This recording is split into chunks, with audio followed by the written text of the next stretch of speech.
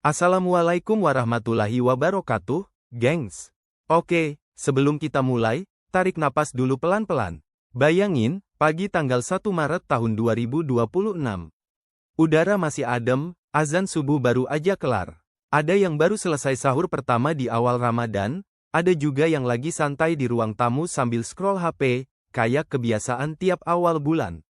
Nah, dengan rasa penasaran yang sama kayak bulan-bulan sebelumnya, tiba-tiba lo buka aplikasi perbankan. Saldo muncul, tapi ada kabar yang udah beredar di grup WhatsApp. Katanya hampir juta, katanya bisa sampai 8 juta, lengkap sama tunjangan.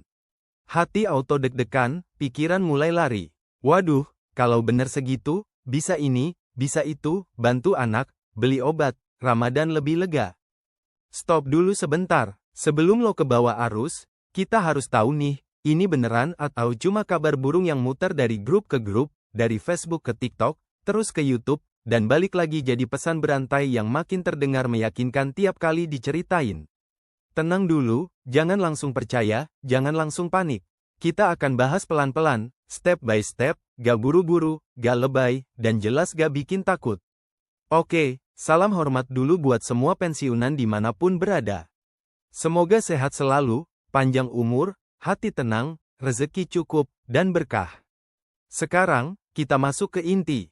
Belakangan ini lagi rame soal kemungkinan kenaikan gaji ASN dan pensiunan 2026.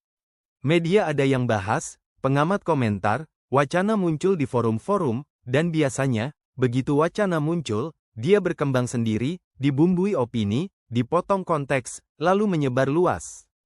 Yang paling sering muncul tuh satu kalimat yang bikin orang happy banget, gaji pensiunan cair tanggal 1 Maret tahun 2026 dengan nominal fantastis. Wajar banget kalau banyak yang berharap, karena buat pensiunan, awal bulan itu bukan cuma soal transfer masuk aja. Ini soal dapur tetap jalan, bayar listrik, air, obat, kadang bantu anak atau cucu. Jadi kalau muncul kabar nominal gede, otomatis pikiran langsung kerja, hati ikut berharap, apalagi pas awal Ramadan. Rasanya kayak rezeki datang tepat waktu. Tapi kita harus jernih, pensiun itu hak, gengs. Dan setiap hak dalam sistem negara harus ada aturan jelas, regulasi, mekanisme, dan sumber resmi. Sebelum terbawa suasana, mari lurusin dulu satu hal. Jadwal pencairan pensiun tuh tiap tanggal 1 tiap bulan.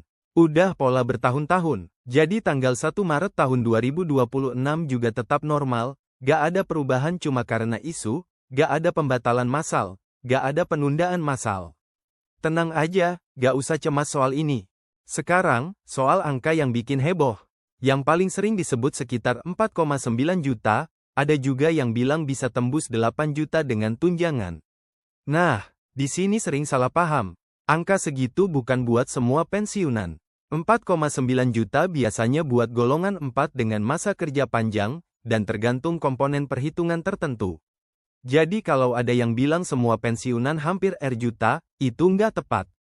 Gaji pokok pensiunan ditentukan beberapa faktor, golongan terakhir saat aktif kerja, masa kerja yang diakui, komponen perhitungan sesuai aturan.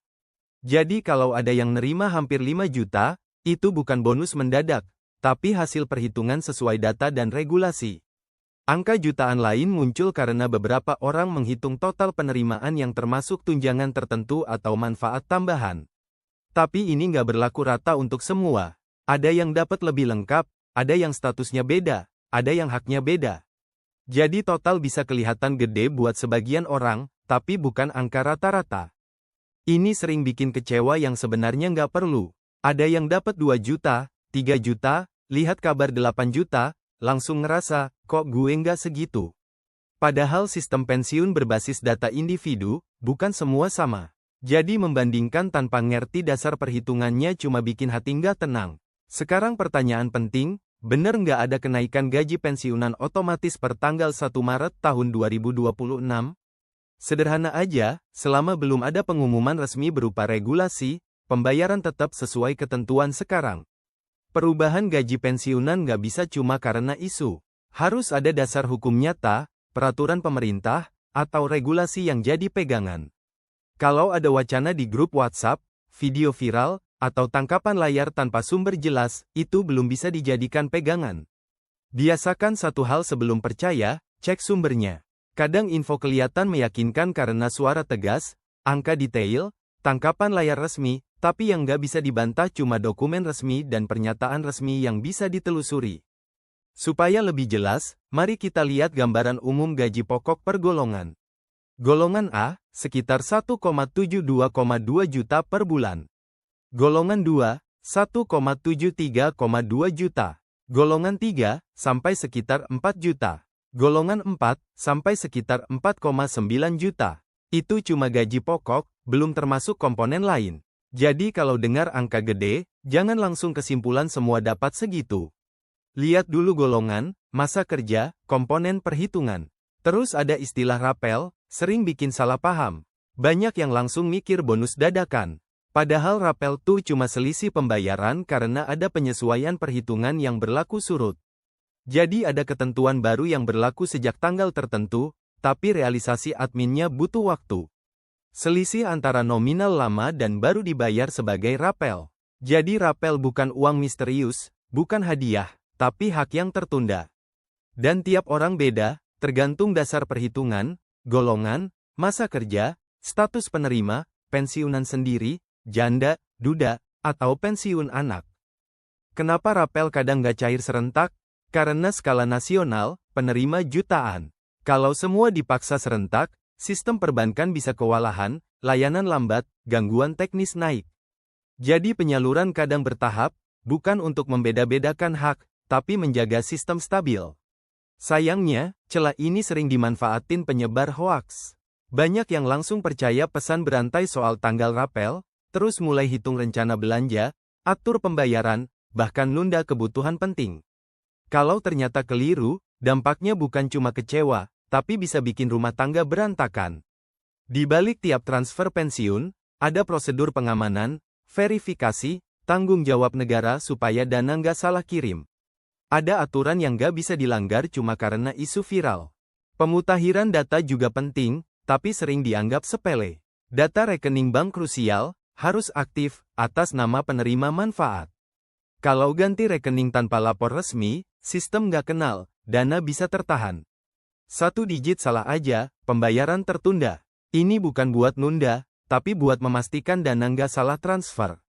Terus soal penipuan, banyak kasus pensiunan kena tipu karena klik link, kirim fotokopi identitas, kasih kode OTP.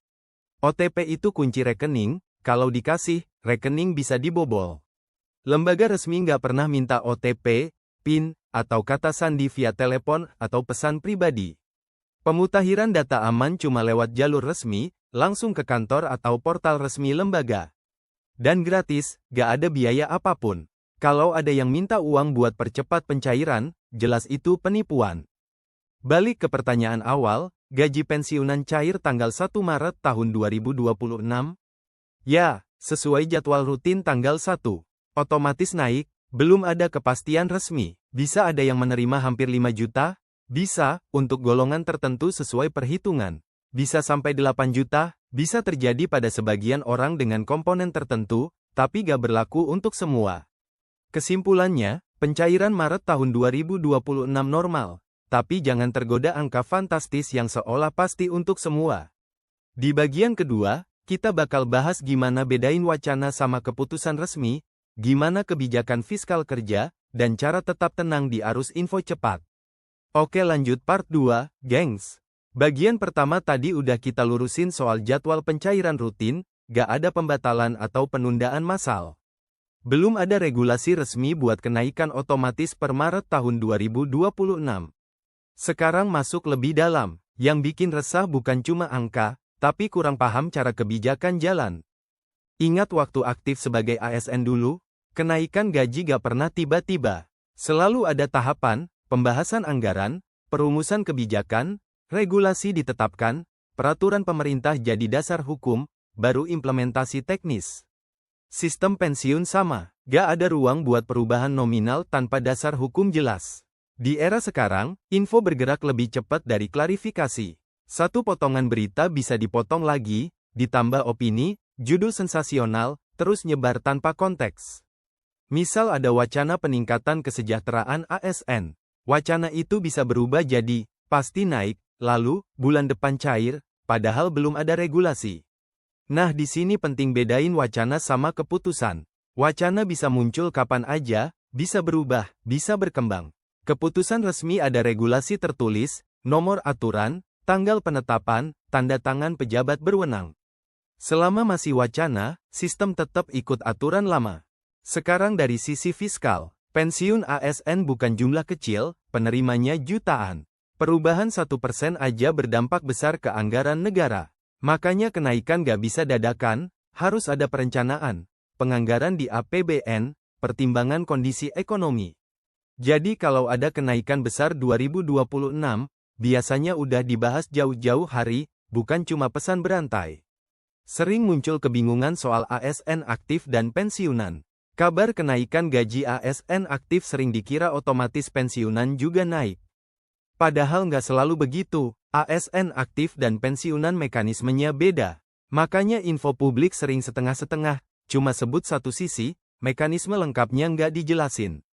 Bayangin dua skenario. Skenario pertama, percaya banget Maret tahun 2026 naik besar, mulai rencana, hitung cicilan, janjiin bantuan ke keluarga, nunda kebutuhan karena yakin uang gede masuk.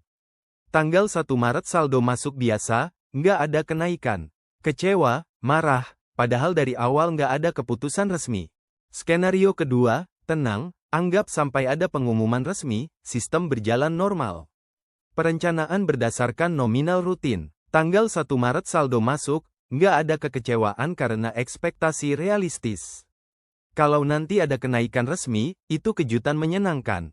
Mana lebih tenang? Biasanya ketenangan itu soal kesiapan mental, bukan jumlah uang. Sekarang soal ekspektasi. Info kenaikan besar bikin harapan melonjak. Orang mulai hitung kemungkinan, atur rencana, bayangin kondisi lebih lapang. Optimisme bagus, tapi kalau dibangun di info belum pasti, bisa jadi beban. Kalau kenyataan nggak sesuai harapan, beban emosional lebih berat. Prinsip aman, selama belum ada regulasi jelas, anggap sistem berjalan biasa. Ini bukan pesimis, tapi hati-hati. Kalau suatu saat ada kenaikan resmi, prosesnya nggak instan. Ada tahap administrasi, pembaruan sistem, sinkronisasi data jutaan penerima. Regulasi bisa ditetapkan bulan tertentu, tapi implementasi butuh waktu. Dari sinilah muncul rapel, aturan berlaku Januari, tapi baru efektif Maret, selisih Januari-Februari dibayar sebagai rapel. Ingat, rapel selisih karena pemberlakuan surut, bukan bonus. Jumlah rapel beda tiap orang, tergantung dasar perhitungan. Data validitas penting. Sistem modern tergantung akurasi data, bukan cuma nama dan rekening, tapi juga status penerima. Pembayaran pensiun hak melekat bagi penerima sah. Makanya ada verifikasi, autentikasi, pelaporan berkala.